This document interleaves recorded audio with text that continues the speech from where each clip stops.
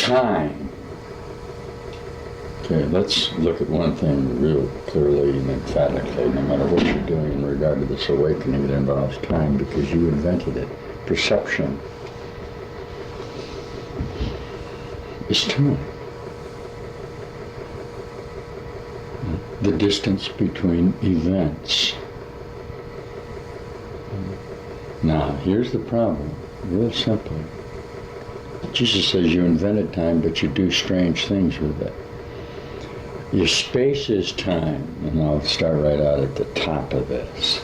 Your space is the distance between events or observed events within the nomenclature of the imaging of the perceptual mind, okay? We must observe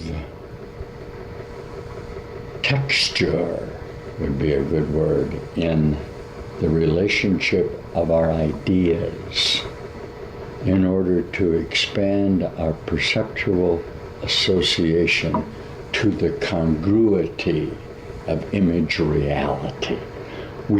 The teachings of a meditative notation are to, and we'll use the vernacular, to bring you into the now. Now, is there anyone here that doesn't understand, or whose perceptual mind will not see that now is the only time there is? That really isn't hard to do. When you project thoughts, okay, from your mind into the future, you are still making an admission that you are here and that you are now. You may cover that with the notations of linear time, or as Jesus would say, see in the Course, or we would teach sequential time, okay? The distance between your associate thoughts in regard to the construction of you, of your mind, within that framework. Okay. The question would never be whether you do this or not, because existence, obviously, is based on associate thought. Okay. Without getting into the notation that you project form from you, okay, which is nothing but thought, isn't it? Thought of what? A different time, okay? A tree, a house, a bird, a human being. A thought of what? Different time, and hold a distance between your past and future thoughts. Okay, well, this is what perceptual thought is, and there's not going to be any real disagreement with this. The immediate problem that occurs is, once you have the form, and there's no question that you have the form, and you can't get away from having the form, okay, you are faced with the dilemma of the texture or the quality of associate thoughts between the image association of the consciousnesses who are actually have established themselves independent of each other, and how they attempt to bring together the creative notations of the reality of the now. Now, since this obviously involves perceptual thought, and I'm perceptually thinking about it, it would be increasingly obvious that the only manner in which you would change the texture of thinking, okay, would be by a transformation of your mind. You're not going to do it any other way. It doesn't make any difference how many thoughts you would be together, okay? Jesus has a couple sentences in the Course, says levels do not communicate. He's made an allowance for levels of consciousness. So what? Okay. The only level of consciousness there really could ever be is the one that you are at this moment. Okay. You literally invent, okay, through the manufacturing, through the association of ideas contained within you, time. There isn't any question that you do. Isn't that amazing? You can see very plainly that you can do that. Time then is what? Only in your mind. Okay? Individually, in associate thoughts. What you're saying then, or what I'm teaching, is that I can take that image, okay, and bring it together in a higher degree of texture association, a wider range of space within the whole framework of space-time thought. Yes. I'm telling you that your mind is capable of doing this. Absolutely, how would it not be? It does it all the time. But it only does it for the moment that it brings the sequentiality of its associations of ideas into the single framework.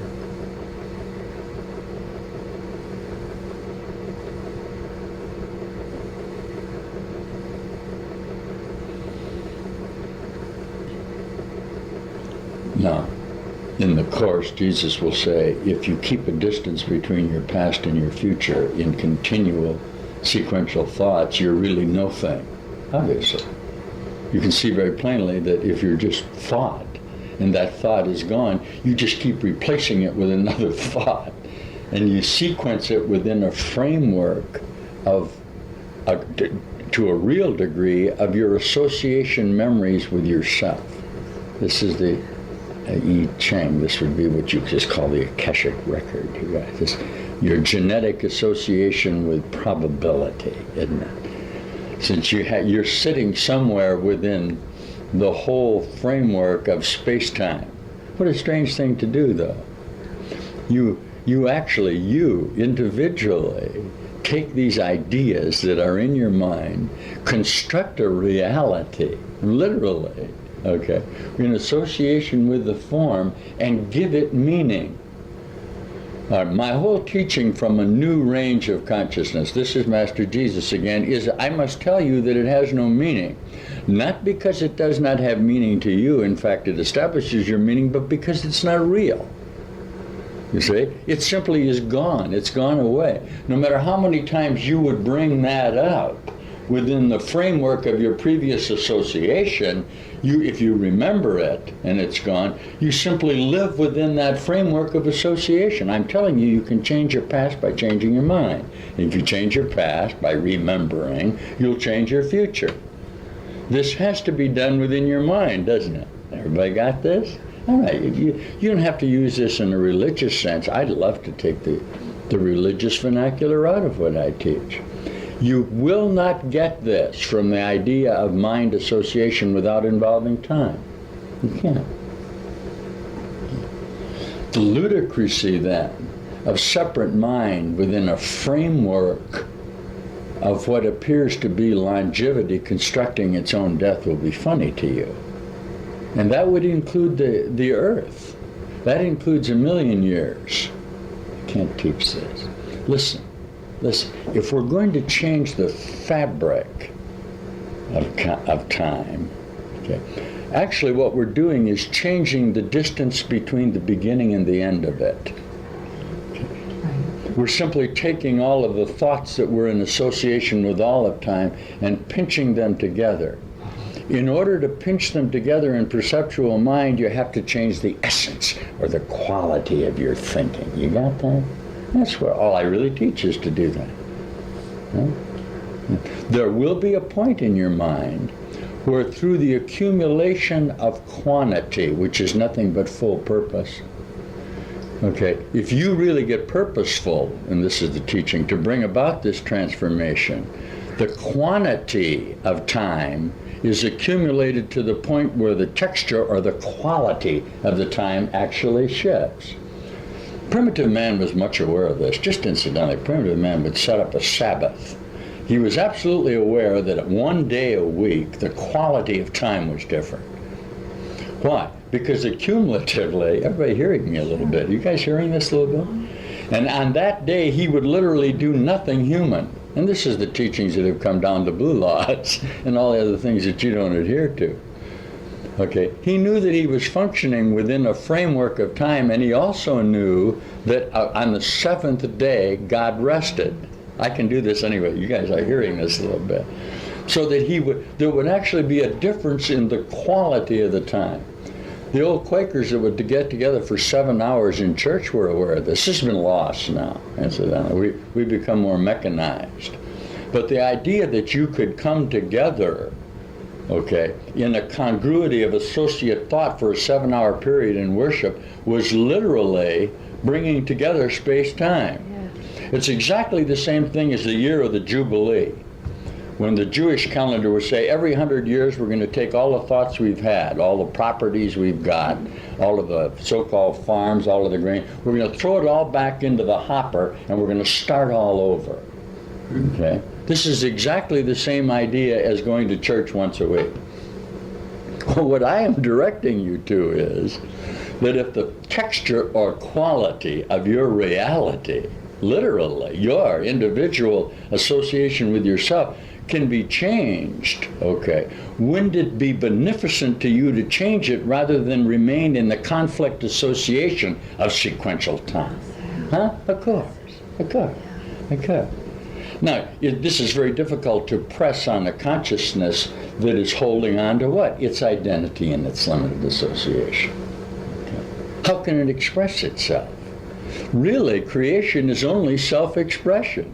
If you, it's so obvious that if you limit within your own genetic framework the definition that you have given to form, you can't create.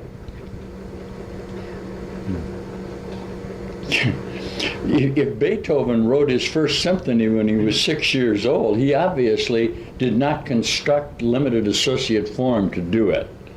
No matter how tempted you would think to believe he snuck into his uncle's manuscripts and somehow put the notes together, that is not the case. He changed the texture of the association of the perceptual thought. That's what creation is, of course. That's what masterpiece is. That's what genius is. That's what mind expanded is.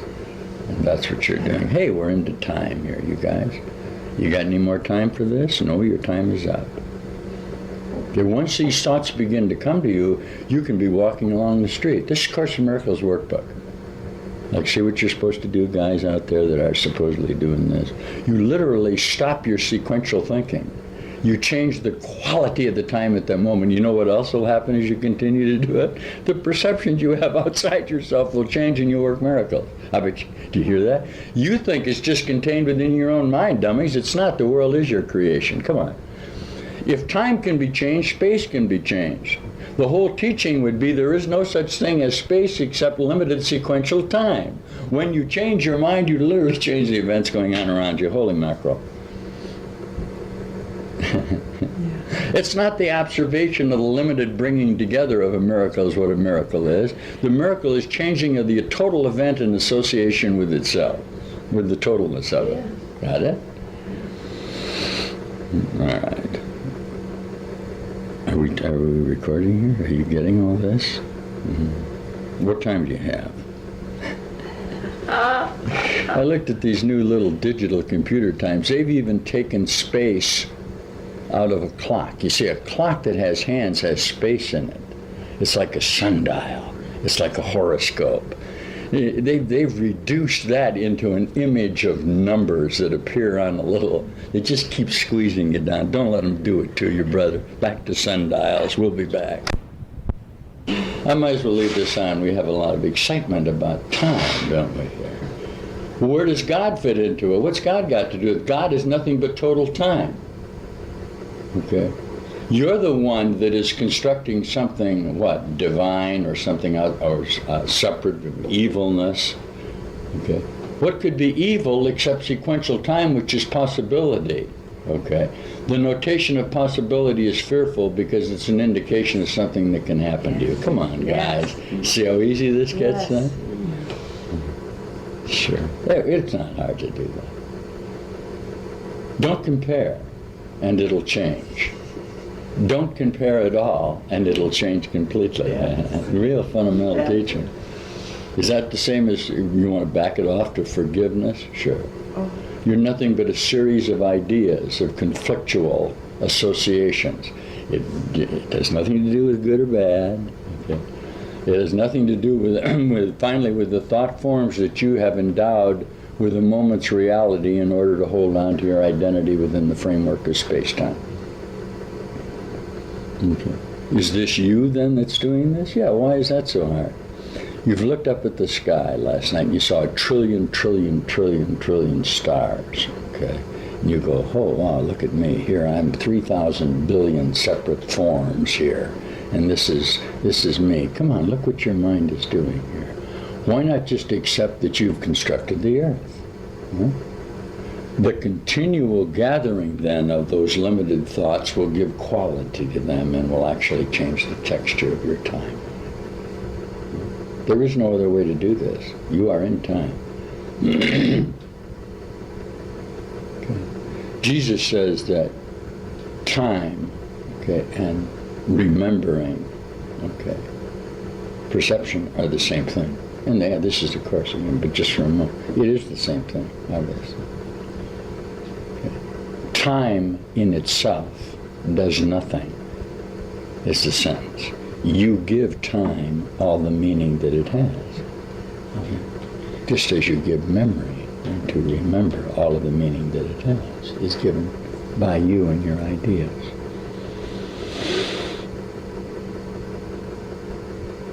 Now you can begin to see why, while this may be painful to you, that we, in association with our own apparent reality, the conglomeration of the, what you call the microcosm, we are not equal in time. Okay? We force equality on ourselves in our perceptual associations. When creative mind really begins to think, it expands vertically outside of the framework of the perceptual, which you would call mirage or image that's going on in perception. You call this genius. That's really what's happening to your minds here now, isn't it? Yeah, that's nice. We'll be back in a couple of minutes to teach that. Here's what you're faced with. If time is not sequential, and I am directing you to change this associate ideas that you have in the quality, the dimensions of your time, okay, each moment then must contain all of time. And of course it does. And if you will bring those moments together, this is really what the definition of a miracle would be. But nothing prevents you from bringing all of time together totally, each moment, and transcending your own mind or changing the whole relationship that you formerly had with yourself. This is called enlightenment. Is it bodily? Well, how would it not be bodily? Is it earthly? How would it not be earthly? Is it heavenly? How would it not be heavenly? It is you. It is your mind. What's the difference between solid and liquid and gaseous? All you have to do is reach out with your thoughts, and you can penetrate any form that you've established as a distance between you. You see how simple transcendentalism becomes then? And of course you can do that.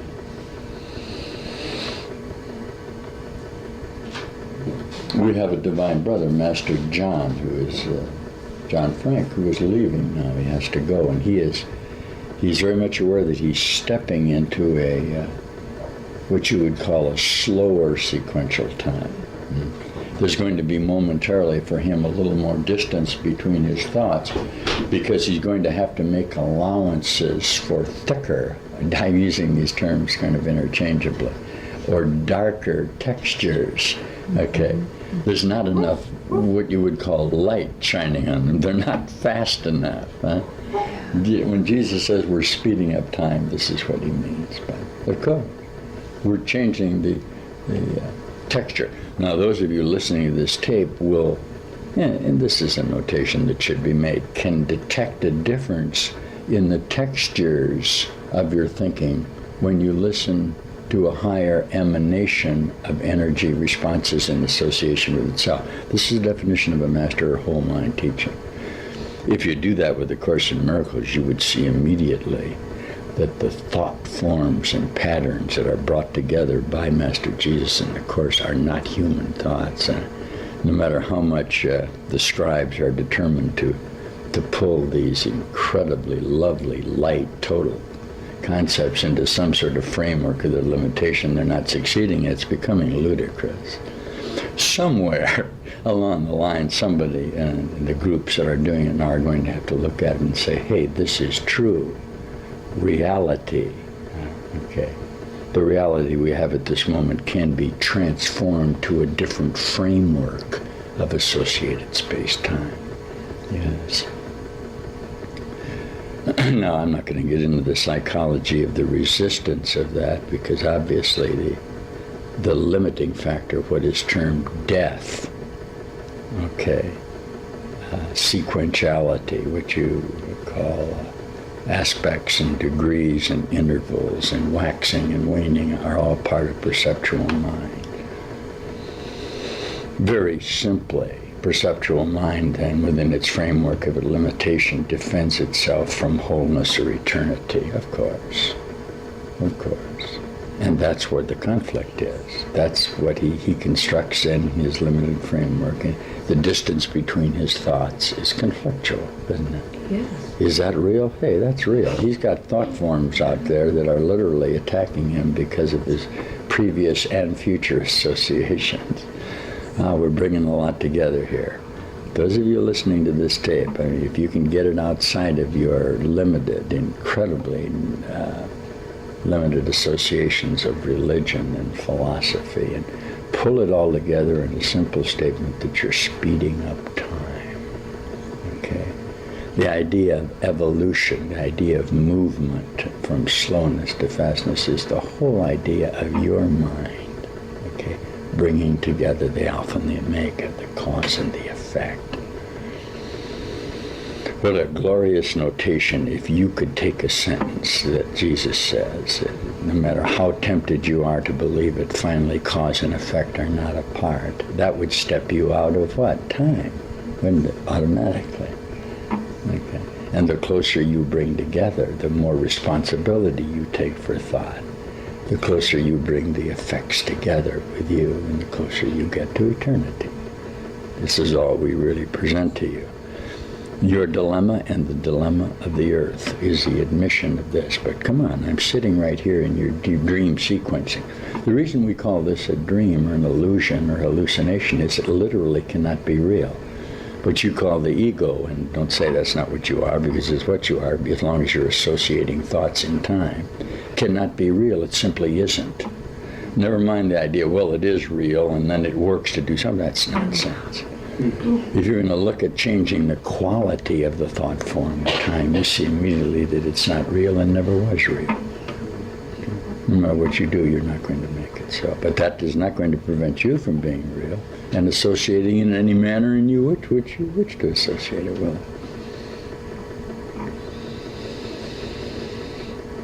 Yes.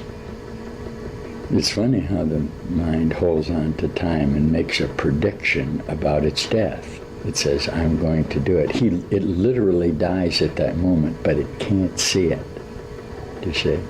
If time is really not separate, if there's really no distance between cause and effect, it holds on to the tension between the two and simply has invented its own death. This is what I present to you. Death is your invention. How absurd. All you need do is simply say, I'm not going to die, and I won't die. In fact, all you need do is say, I believe you, teacher. You ready for that? You don't want to hear that. I'm telling you, you can't die. You can't finally sequence time. You insist that you can because you are the sequencing of the events, aren't you? Do you attack me when I present? Well, of course. You are attacking the notation of no death. But you can't die. You're not going to succeed in obliterating yourself. Let's not be absurd. You can make up all the inventions you want about going somewhere later on, coming back here. You can do anything you want with it within your own framework. The only time you could ever wake up and see your wholeness is now. And the notation that you are asleep can be very valuable to you. Everywhere you look, all you're seeing is your thought forms at some place within the fabric of the distance between the beginning and the end. Do you do that? Sure. And I'm telling you that you, individually, and only individually, in your whole mind power can transcend this. The forms that are around you literally have no meaning. Okay, this is a course in the transformation of your mind. Stop doing your limited genetic associations of falsity. This is the course at its nice new level for you. Huh? Jesus says your relationships are killing you. What else would kill you if you've constructed death? What kills you more readily than the forms you've established to retain your limited identity? Why is that so hard for you?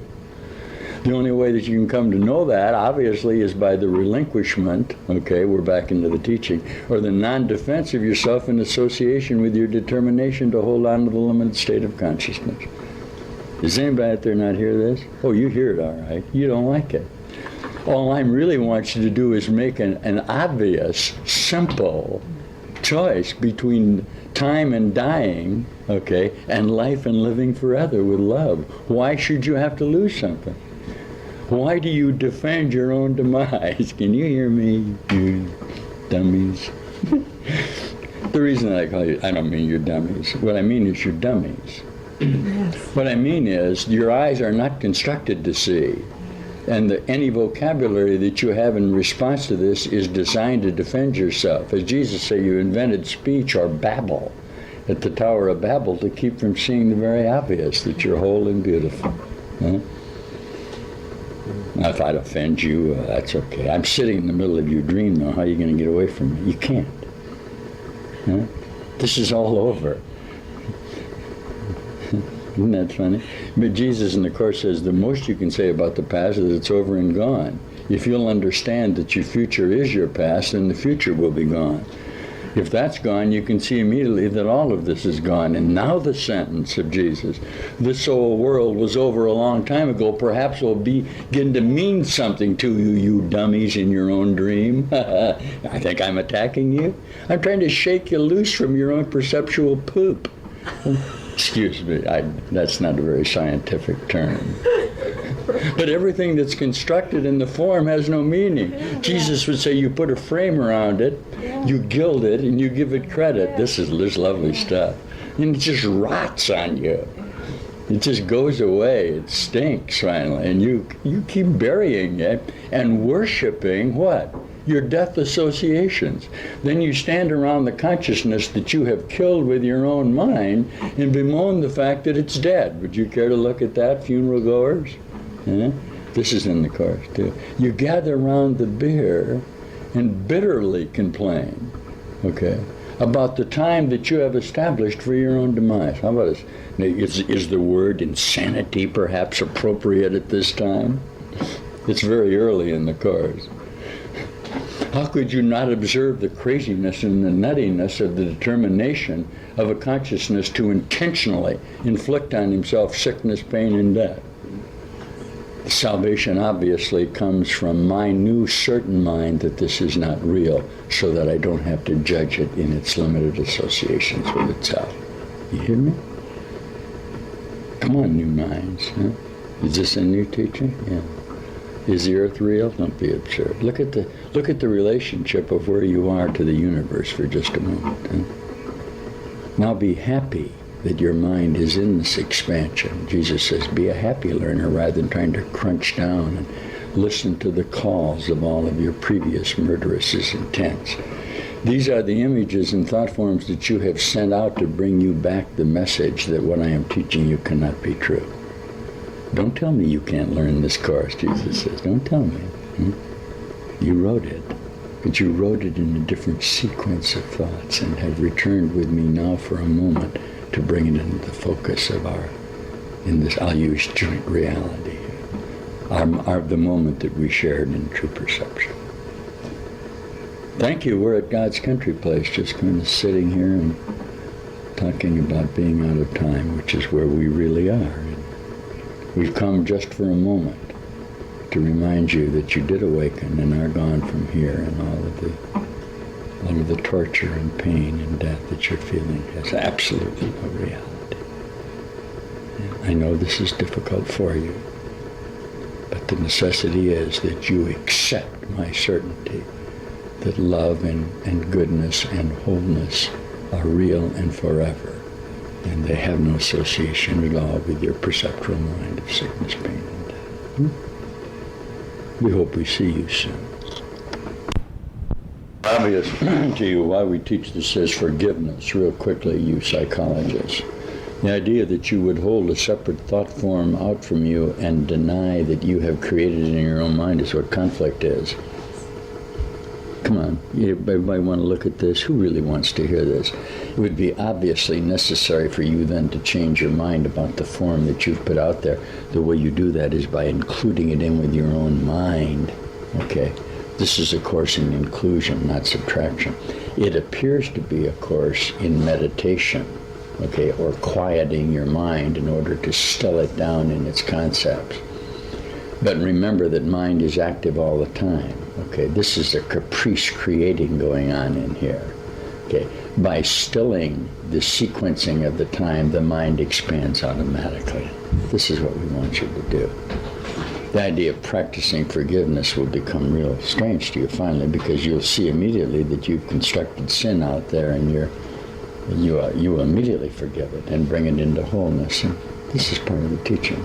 This is what we want you to do with your mind.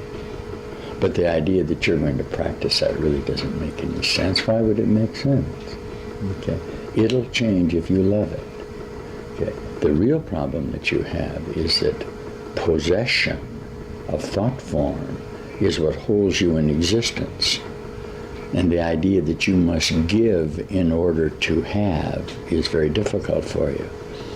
Okay, all you really are is an expression of your conglomerate associations, your genetic memories, okay?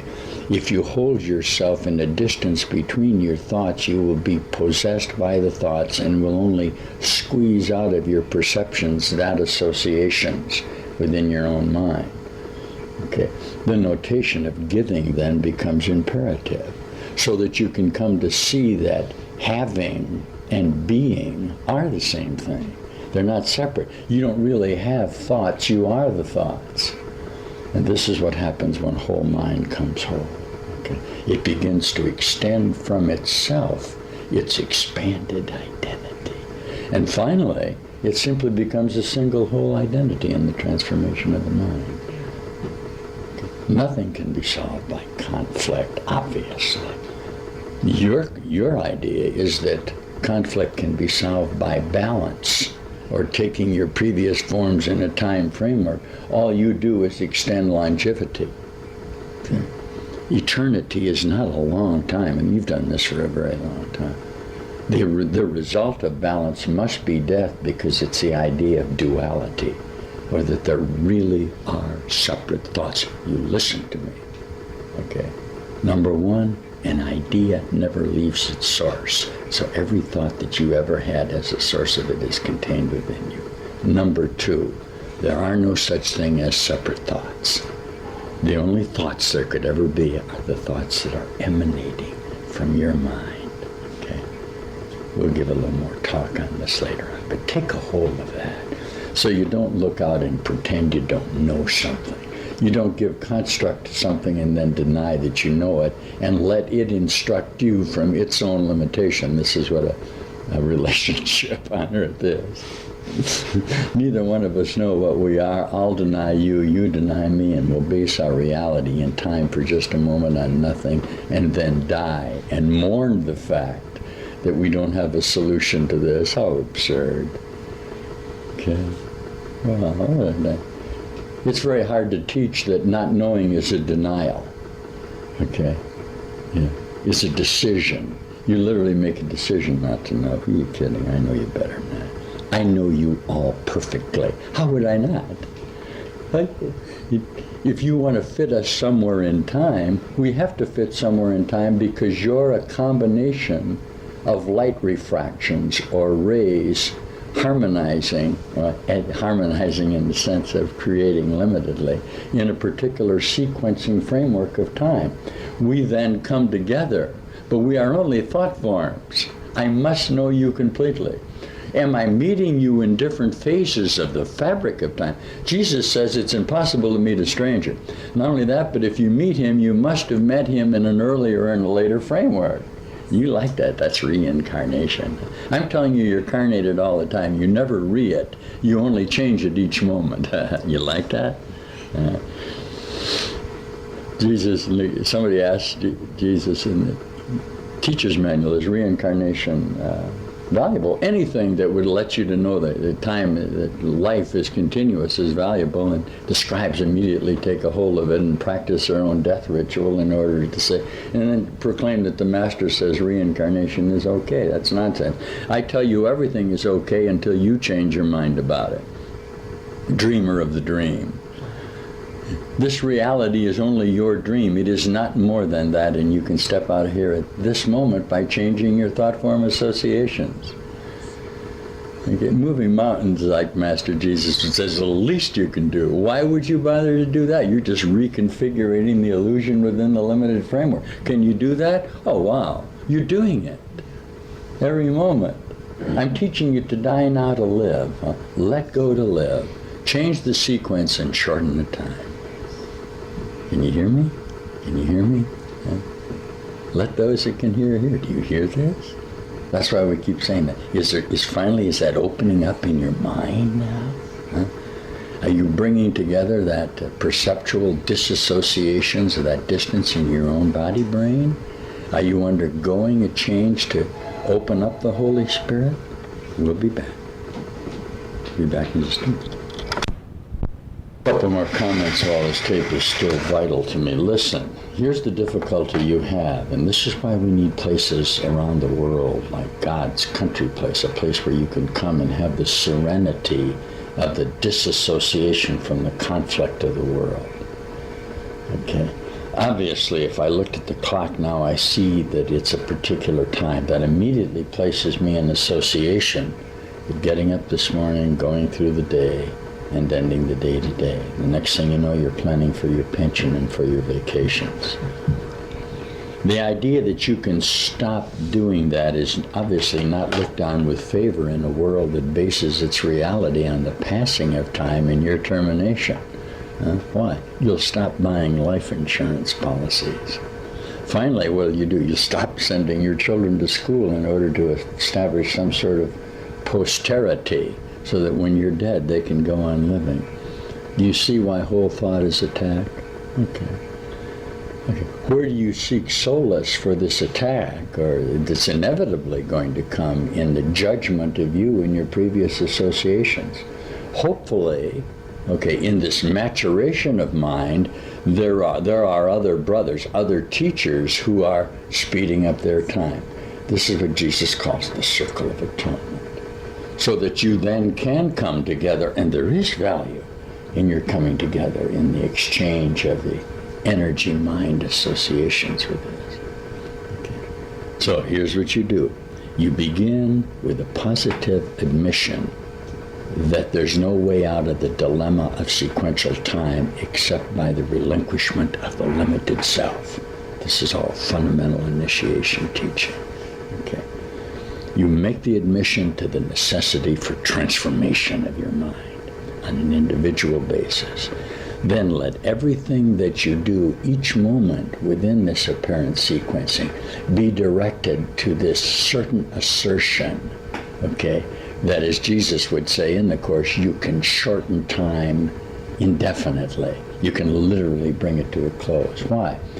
While you may not know that you have invented perception, you in fact have. And the admission that you have, since obviously you have the knowledge within your framework for a future reference use, why not use your future reference now and come whole in the sharing of that reality? If there is in fact an evolution of mind, and you have made the statement, why not make it a mutation and bring about the end to the glory and the realization that you never really left heaven? And that you're really here in glory now with the whole brotherhood. Is that individual? Sure. But we do understand. We know the dilemma of the associate phenomena of the miracle which you're denying. You are seeing miracles now in this new framework of you happening all around you, and you are perforce made to deny them and forced back into the limited perception by your previous associations. Don't do it anymore. The heck with it. Now you have a legitimate choice whether to proceed along the human route to death or to step back, as Jesus would say, and say, no, there's a different way to look at this, and I'm going to find it. Then more and more you make that commitment. And each time you do, you come closer to when time ended, because remember, time ended when it began. And you are completing a journey that really never occurred. You're simply awakening. I'm awake. I'm in your dream. You can't possibly fit me into the sequencing. It's impossible. If you would accept that, it would be of great benefit to you. No matter what you do, you can deny me, you can attack me, you can admit to me, you can do anything you want, but I will not fit into your category, because I proclaim to you there is no such thing as this category. Okay, it's like I'm coming along and literally shaking you awake. Come on. I'm doing it with love and understanding. You're the one, okay, that has constructed these things you see, the sickness and the pain. Well, why not just let it go? Now, what are you afraid of? Love can only be letting go of fear. Is that the same as letting go of self? Hey, self is fear. Change that line to love is letting go of self. Wow. Simply giving up. Relinquish your defense mechanisms and remember the wholeness and love of universal consciousness. Remember, I just told you, I know you well. We all know each other perfectly. We are reminiscing about this and have come back for a moment in this fabric of dream to share in the atonement, to repair the rent of eternity that caused the momentary unreal schism, for which you feel the guilt and responsibility, and that I share with you for just a moment. This is the atonement. This is the covenant, or the agreement that we shared. The acknowledgement of the horrendous error that never happened. Wake up and come on home. We'll see you as we see you garbed in light. Let these changes happen to you. Let the miracle occur. Come on. Do you know that we could see you soon in person for just a moment? That our job in the atonement is to come into your minds? I can come into your mind right now. You can see that? If there aren't any separate thoughts, and the lovely idea, there's no real distance between us in time or space. That's impossible. I am with you always, even to the ends of the world. That's what I do. Why is that so hard for you? You're afraid of that. Boy, is that intimate. Huh? Don't get too close to me, like Jesus said. You let me walk alongside of you, but you're not going to really integrate me. Why? You become me. You simply would immediately spring into your own Christhood. And that's what we teach. And that's really the declaration I'm making to you now. This has been a talk on time. But we can't talk about time without talking about eternity, because they are opposites. And as long as there's a possibility of opposites in your mind, remember, though, that they don't communicate at all. Associate thoughts do not communicate with reality, because reality is a single thought, or the creation of a whole mind. We'll call him God for a moment. He made you perfectly within a total image that has nothing to do with the sequential notations that you have about yourself. Wake up, dear brother, wake up. We love you. We'll see you soon. Reach up and come to your light for just a moment. Come to your light. This is your assignment. Be happy. You're free. Be free. Wow.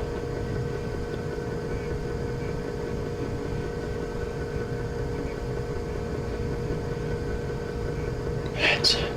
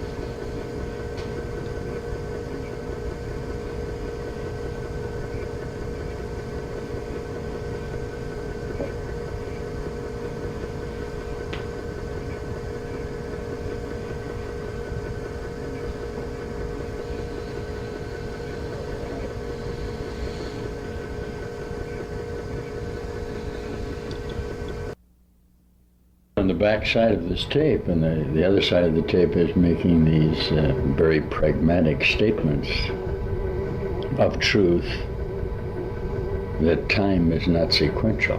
Okay, that is, the time being consciousness of association of thought, or a space, really, is not sequential.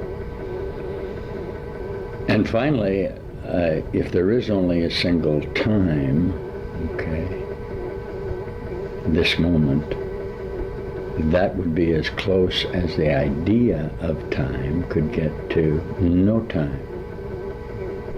These are abstractions, but I'll give you the thoughts anyway. Any reasonable mind can see that eternity, that is no time, is the opposite of time. Now you can then do all sorts of machinations with your mind in relationship ideas of associations between beginnings and ends. And you call this life.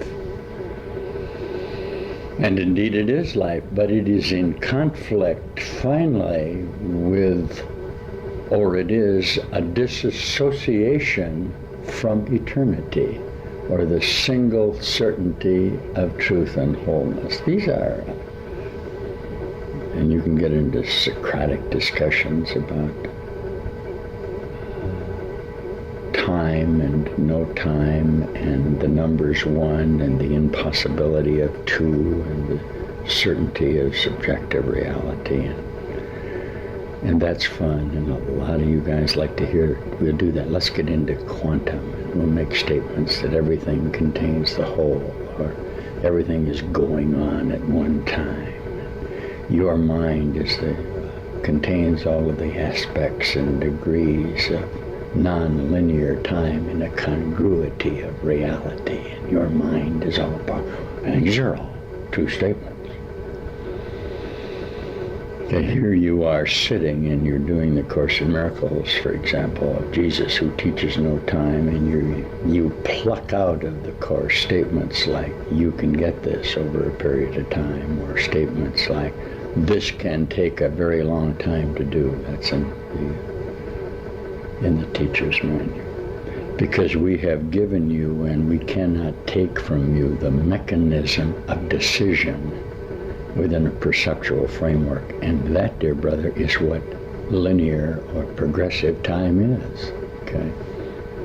Now let's get to what you don't want to talk about, great philosophers. What you don't want to do is make application of your pseudo-philosophies into the psychology of the forgiveness of your past frames of reference. And the reason I want to put this on is, yesterday on the tape I said something about the silliness of sneezing in the middle of a talk, which took a little time for us to do. We have a brother here.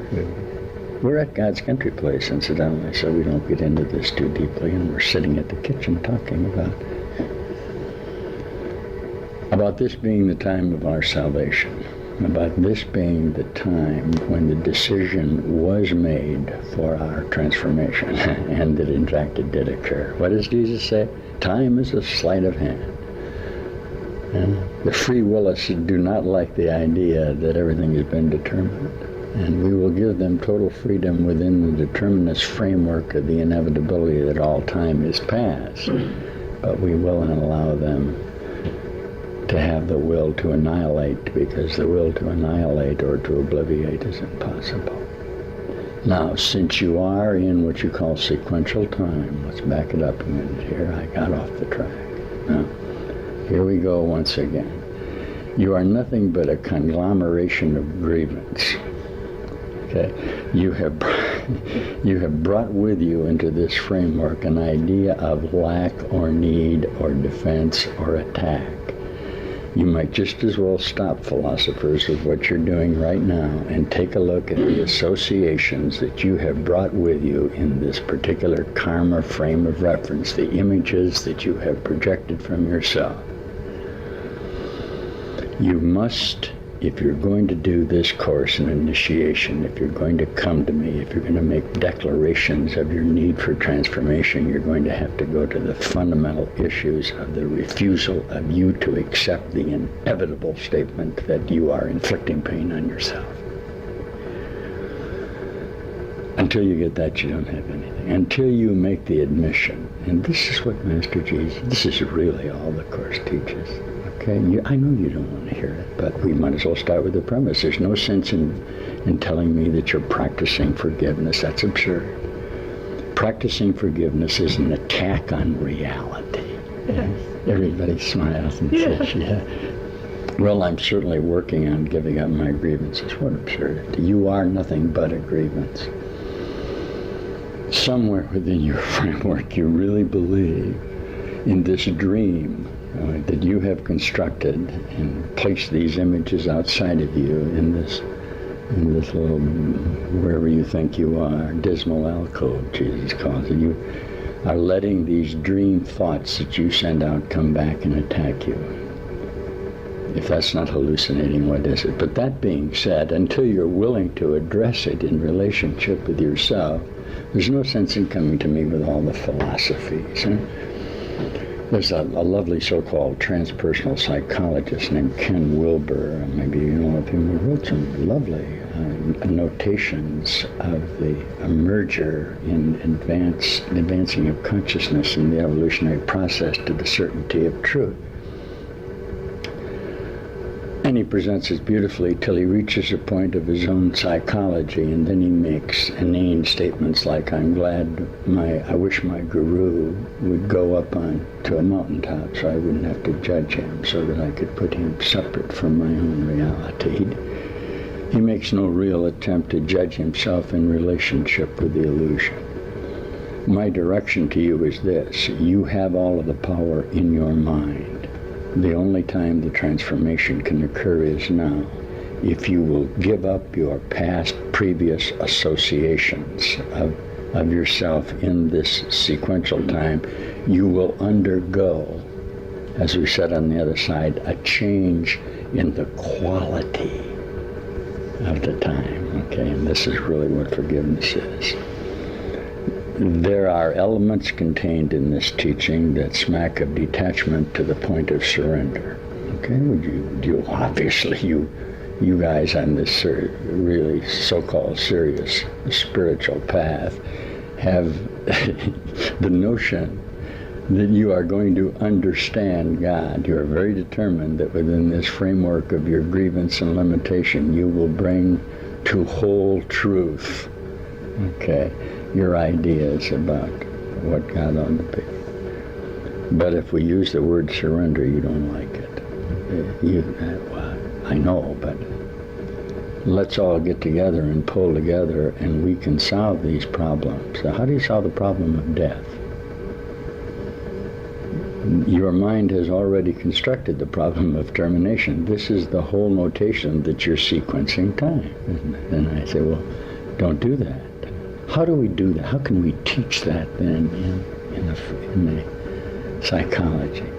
Okay, I'm going to tell you how. You ready?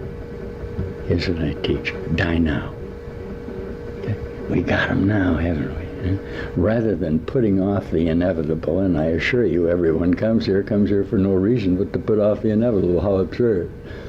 Is there another choice, okay, between fending off or protecting myself from disease, sickness, and death, and disharmony, and jealousy, and hatred, and greed, and finally dying? Is there another choice? Yes, of course. There's a choice not to participate in it at all. There's a choice to simply look at it and say, the heck with this, I can't do it, there's got to be another power. There has to be something else in my mind other than my human relationships and my perceptual falsehood. There has to be, and of course there is. But you can't know that, what, until you let go of your own concepts. Is this forgiveness? Well, yeah, naturally it's forgiveness. It's resist not evil. It's turn the other cheek. It's walk the extra mile. It's serve your brother. Why? You're only serving yourself. Why? You're only forgiving yourself. Huh? How easy yet how difficult. You guys out there, you don't want to hear this, but I'm telling you, you have to hear it. How long before you hear it? You always heard it. When will that be? It always was. And I'm not going to listen to you anymore. Turn off the tape. When will you finally make a decision, or when did you make the decision to take this initiatory step? When the pain got too intense. When you finally woke up one morning and you looked and you said, hey, what is going on here? My 14-year-old just got run over by a truck. I'm in a condition of fear that my pension has been lost. Okay, I worked for 50 years. There's no justice here. There's no one that I can rent my rage on any longer. Maybe then you'll take a deep breath and read what Master Jesus says in the Course. You're doing this to yourself. You are in conflict with reality. You are asleep. This isn't so. Now, does this take a certain temerity on your part? Do you have to test your spirit against the determination of the pseudo-consciousnesses to stay here and die? Of course. And this is what you don't want to do. But remember, they are only your previous judgments in association with yourself. They have no reality. Somehow I moved from the other side of this tape, which was a talk on time and space, into a talk on grievance. But remember, this time is grievance. Time is the notation that you can work out a solution to a problem that is non-existent. If the problem does exist, there is no eternity, because you would have two things, time and eternity. That's not possible. Only a split mind would think that it could be separate from the whole. How does it identify itself? By its previous memories, associations within the whole fabric of time. In reality, okay, the closest that you can get to eternity is this moment. This will be an indication then of the possibility of separation. Okay? The acknowledgement of that position of separation and the return in time to the impossibility of it. Okay? This is the schism. How long did it take? How long do you want it to have taken? 1,000 years? 1,000,000 years? Just a moment? Okay, now, let's go to the premise. Your perceptual mind has invented time. In fact, perceptual mind is an invention of time and space. Beyond you, beyond this little association of memories that have no meaning in your sleeping mode, there is a whole, bright, true, loving reality. If you'll look at what we're presenting to you now, you'll be able to see that I am contained within your framework of perception. If that is true, okay, the admission that I am instructing you from outside of time, okay, the admission that in fact I have come at your direction to instruct you outside of time, would be very beneficial to you. Are you ready to do that? You don't like to do that. You attack me for presenting you with your power. I give you all power of mind, and you attack me in order not to have to what? Assume responsibility for the projections of your hatred and greed, which are outside of you. You say to me, well, I'm going to work that out in time. Dear brother, you'll never work it out. Okay? There is no future. Your futures are always based on your previous frames of reference and association with sequential time. You literally are covering your now. You cover your eternity. Those of you who feel the glorious stirrings now of singularity that are coming into the mechanisms of decision that are contained in your perceptual body brain will begin to really like what I'm saying. Why? Because the miracle is starting to occur to you, and the previous images or forms that you established and identified outside of you and then brought together in the falsity of sequential time, okay, improve or become brighter in relationship with themselves. And you undergo the metamorphosis to new mind that transcends the nothingness of the association of the distance between cause and effect. Does anybody hear me? This is nothing but a metamorphosis and awakening. I'm going to give you for a moment the idea of evolution with the statement that the cognition that I am aware, which is a conflict of the ego, is a necessary step in the evolution of the consciousness and its return from potential to reality. But what possible excuse could you afford me if you are in that statement of acknowledgement and have reached any sort of definitive conclusion that you are the cause through your perception of the pain of your brother and the pain of yourself and all the terrible things that are happening in your nightmare, that you simply would not step back and say, I'm not going to do this anymore? The strange idea that something can die, that you will go through a process of aging and death, and sometime in the future that you will be able to do this, are exactly what are holding you in your death process. What you're saying to me literally is, I would rather stay in time, become diseased, age, and die than listen to what you are telling me. The scribes, the consciousnesses that are practicing their perceptual observations of the Course in Miracles, are denying the fundamental principle of the Course. They are very fearful of the fundamental teachings of the Course, that consciousness is singular and whole, and that they are that consciousness, and that the admission of the falsity of their associations, the bringing together of the evil and the good, is what the transformation is. Is their altar defiled? Sure, it's defiled by the guilt of their conceptual associations. My proclamation to you is that sin and sickness and death are not real, and your associations with love and truthfulness and kindness within your sequential time framework are what death is. If you look at the absurdity of sequential time, you can see very plainly that life, as you define it, as though life had to be defined, is based on your termination, your ultimate termination.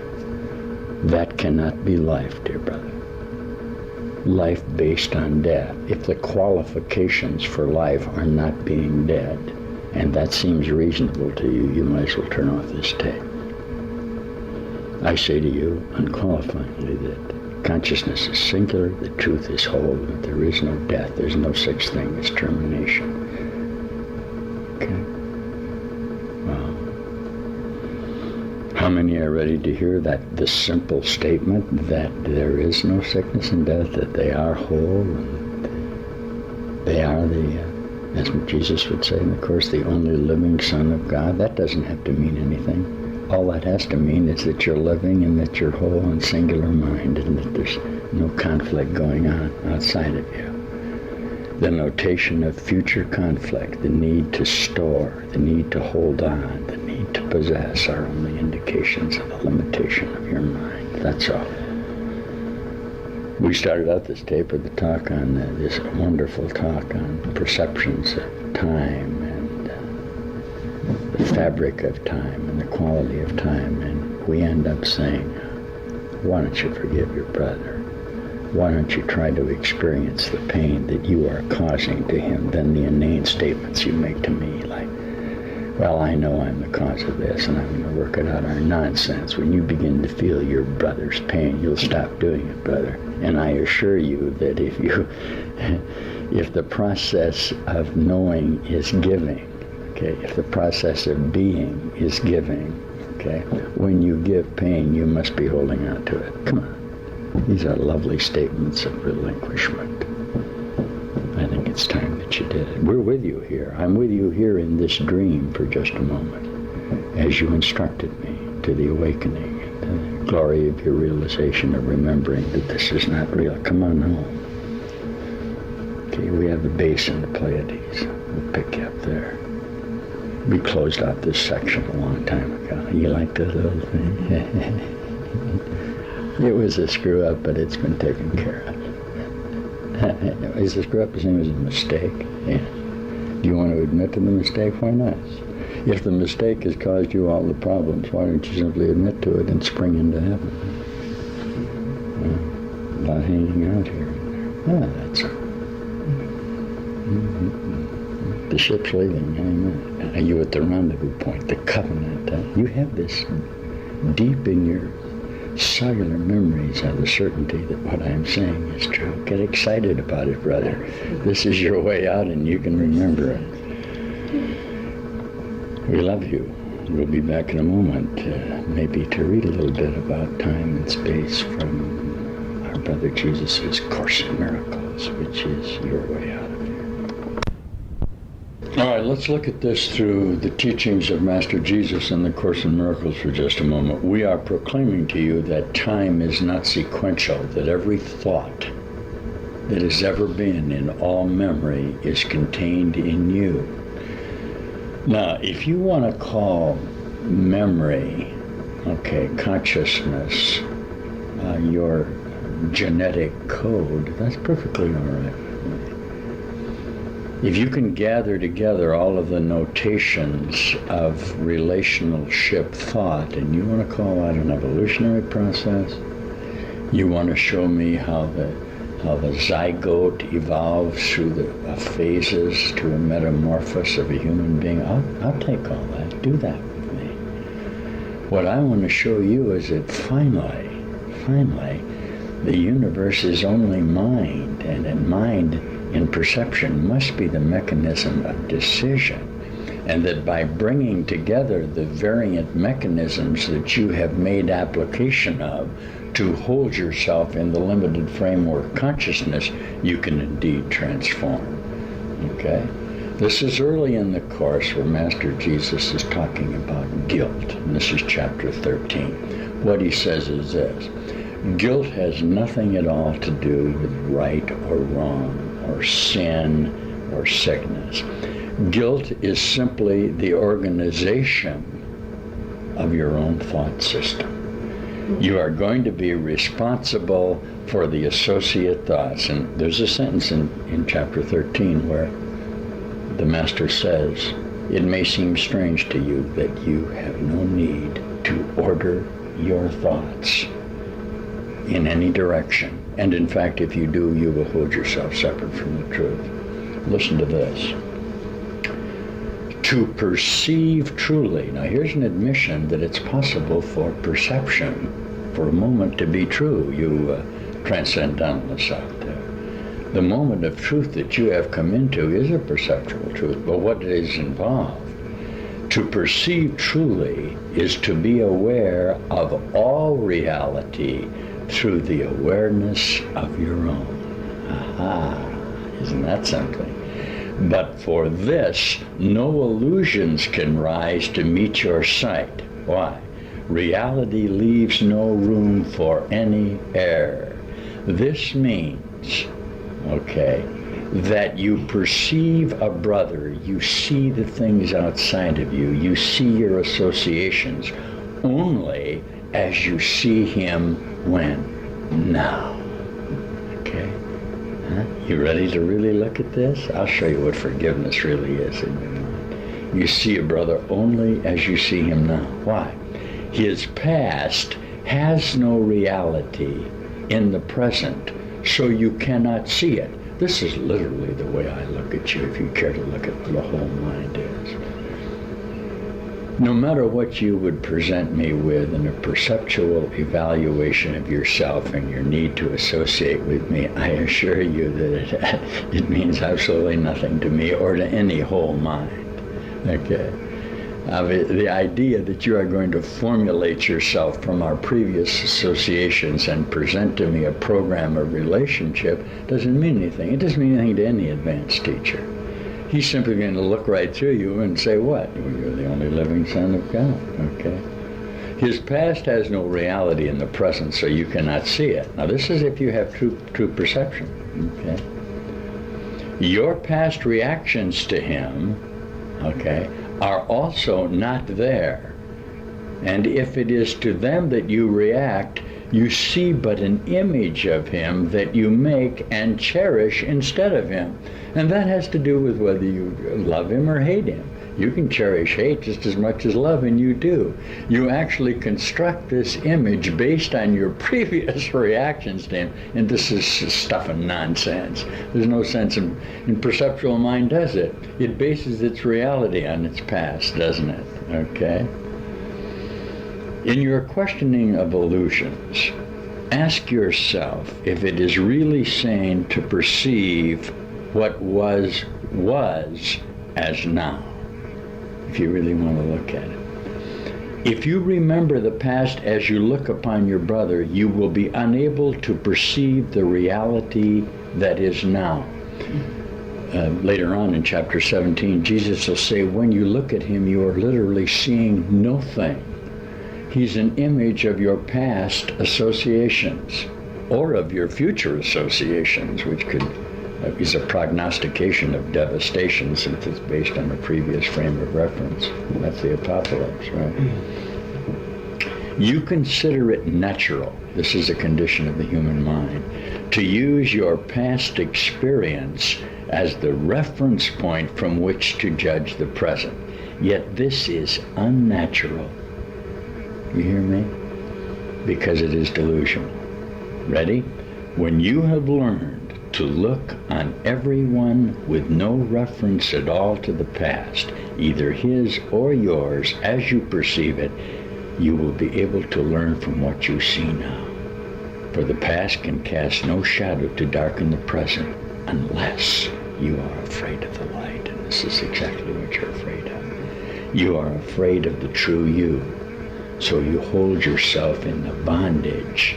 You are possessed by your previous thought relationships. Oh my goodness. And only if you are would you choose to bring darkness with you, and by holding it in your mind, see it as a dark cloud that shrouds your brother and conceals their reality from your sight. Ready? This darkness is in you. The Christ as revealed to you now has no past, for he is changeless. And in his changelessness lies your release, of course. For if he is as he was created, there is no guilt in him. No cloud of guilt has risen to obscure him, and he stands revealed in everyone you meet, because you see him through himself. What a lovely sentence. You see him through himself. To be born again, ready, is to let the past go and look without condemnation upon the present. The cloud that obscures God's Son to you is the past. And if you would have it past and gone, you must not see it now. If you see it now in your illusions, it has not gone from you, although it is not there. This is the whole basis of forgiveness. Now, here's the sentences we're going to read in time. Listen to this sentence. Time, which is your invention, okay, and it's completely abstract, it's a condition of the mind, can release as well as imprison, depending on whose interpretation of it you use. You ready? Past, present, and future are not continuous unless you force continuity on them. You can perceive them as continuous and make them so for you, and you do, but do not be deceived and then believe that this is how it is. For to believe reality is what you would have it be according to your use for it is delusional.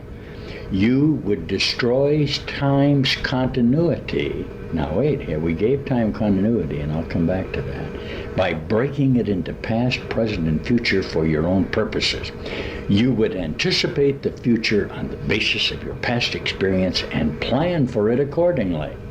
Yet by doing so, you're aligning past and future and not allowing the miracle of whole-mindedness, which would intervene between them to free you to be born again. Now, notice that we use the word continuity. The direction then is to bring all of your thoughts together in one statement of forgiveness. To what? Remember the now, and to make yourself whole through that remembering. The miracles enable you to see your brother without his past and so perceive him as born again. His errors are all past, and by perceiving him without them, you are releasing him. And since his past is yours, you share in his release. You hear that? His past is only yours. Why? Well, he's only a memory that you had, for goodness sake. If you're holding a grievance against him in all of this so-called reincarnation, I would suggest that you release him and stop and get away from your modality of attack and defense. Yeah? Judgment and condemnation are behind you. Unless you bring them with you, you will see that you are free of them. Look lovingly upon the present, for it holds the things that are forever true. All healing lies within it because its continuity is real. No conflict. Huh? It extends to all aspects of the sonship at the same time, and thus enables them to reach each other. There's no distance between your thoughts and the end of the universe. Isn't that lovely? Ready? The present is before time was, and will be when time is no more. In it are all the things that are eternal, and they are one. Their continuity is timeless, and their communication is unbroken, for they are not separated by the past. Only the past can separate, and it is nowhere. Wow. Isn't that lovely? Statements from where? Out of time. If you'd like to stop for a moment and think about it, look at what I just read you, okay? The assertions of a whole mind out of body in the declarations of what you just read, that's an extraordinary thing. Why don't you begin with the concept that what you just listened to and what I'm presenting to you is real? At least seriously entertain the possibility that sickness and death and sequential time are not real. And as you look out at the night sky and see 100,000 trillion stars with 5,000 million billion so-called individual inhabitants, wouldn't it be time for you to at least tentatively accept responsibility for the earth? For goodness sake, why would that be such a big deal for you? You're running along this string of time, okay? As you return from the potential back to the source, time becomes faster. I am encouraging you to shorten time by igniting your memory relationships within the potential of your reality. Huh? Can you do that right now and step out of time? Dear brother, you are out of time and reality. The part of you that is performing this ritual of return has no reality to me at all. We stopped by to do a little cultivating in this section of the galaxy. We're repairmen, for goodness sake. What's a Christ if he's not a repairman? That's another talk. We're given particular assignments. We assume memory garbs, okay? And we simply come in to reconnect the disassociation, the break in the communication that occurred within the fabric of time. Isn't that fun? Huh? Come with me now out of time, okay? Let's jump back out for a little while, and then if you decide on another mission, you can come back. But allow me my mission. Since I have a perception of you, you must be included, are included, and were included in this time fabric with my salvation, which is accomplished and evident to me. So, wow. You come and be with me, dear loved ones. I have created you in the perfection of the certainty that my Father created me in wholeness, love, and beauty. There is no fault in us. Together we stand in love. I'll be back. Just for a moment in the frowniness of this tape now, because I want the brothers out there to hear this. See, it's inevitable if you're going to look at how your mind's sequencing time that you're going to have to look at your own demise or death, and this is the objection that I present you with. If what I am teaching you is true, and I'm sure it is, you obviously have constructed your own destruction or annihilation within your genetic memory of time. It's impossible. It's not be so. You make an admission of it as though somehow time is going to run its course in you, and you're going to disappear. Isn't it? What a strange idea. Time on my hands, till the end of time. To your, oh, you're so preoccupied with time, as though you can really use it up. Okay, the idea of using up time is the idea of aging. And then the idea of sickness or a little death is the whole idea that you could actually use up time. So you have a time clock built in you in a genetic association, and you literally go old and you die. And I make this proclamation to you, that's impossible. If you will stop associating with your linear time sequences, you will not get old. Those of you who have come around us now and are feeling the energy of unity, of continuity, and are springing up to life and have brightness around you and are becoming spirited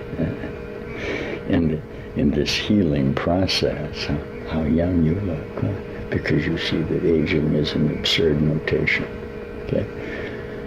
You look in the mirror, your consciousness is identified with the body, and paint lipstick on the flesh and on the skeleton, and you watch it age around you. And obviously that's not occurring. In no sense are you really aging. How could you? How could you be? You insist that you are, but that's only because you've identified yourself in that structure, okay, of the body.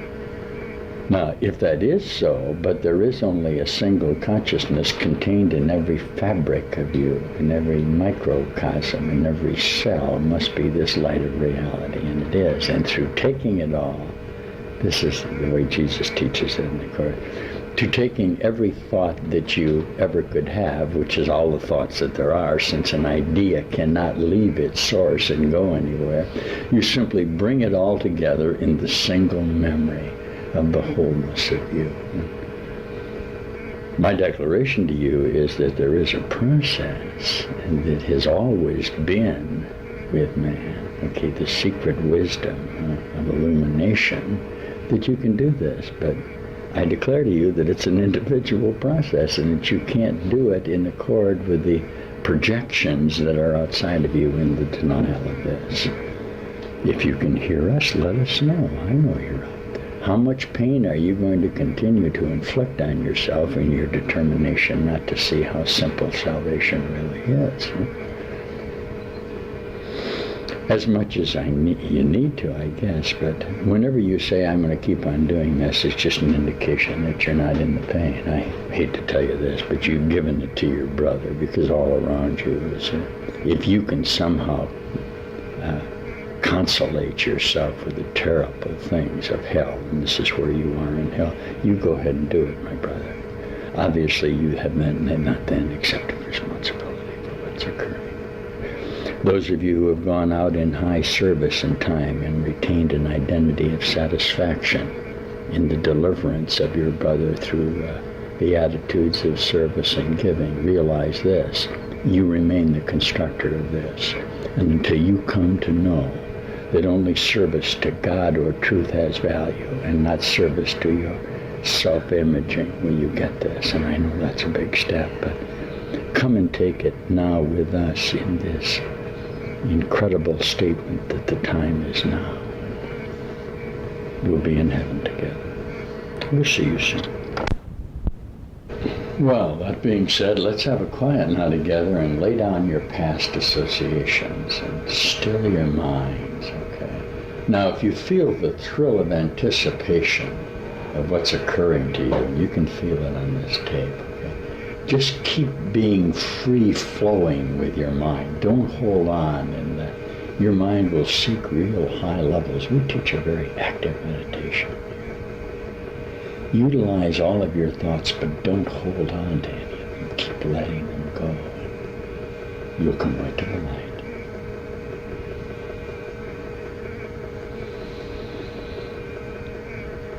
The salvation of the world depends on you.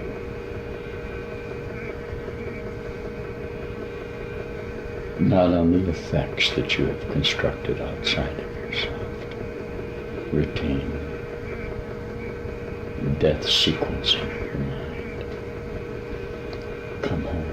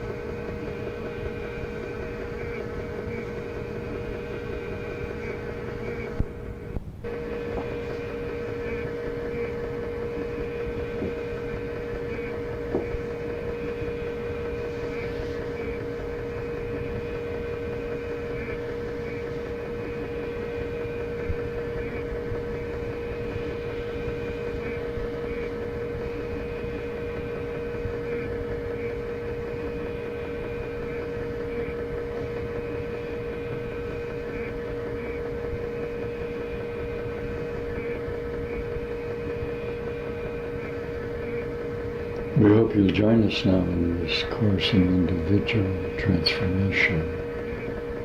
We don't have an establishment here. We are a guide to your reality. You seek and you shall find, and you knock and it'll be opened unto you.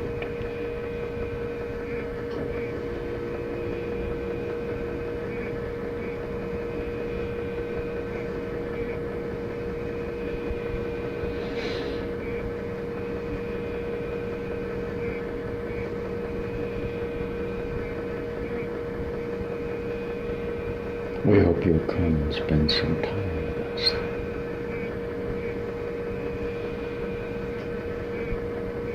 If you can hear this, you let us know.